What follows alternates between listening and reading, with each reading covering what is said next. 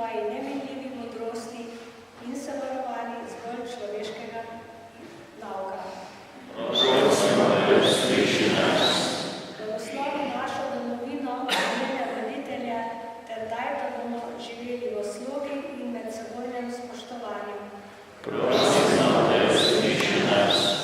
Odpiraj s svojo milostjo vse, ki se trudijo, da bi se znebili slabih navad in grehov in jih utrpil v kreposti.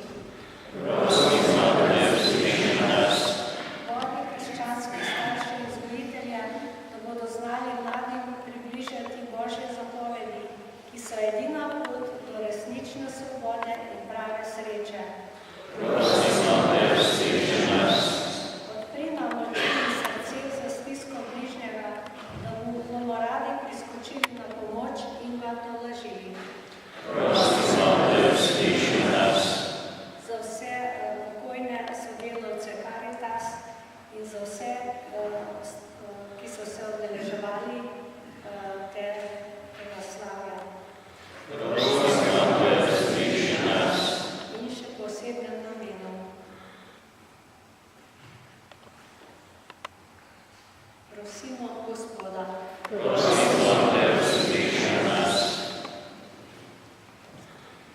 Dobri Oče, beseda Tvojega Sina nas opogumlja in razsvetljuje. Naj jo radi premišljujemo in iz nje živimo. Po Kristusu našem Gospodu. Amen.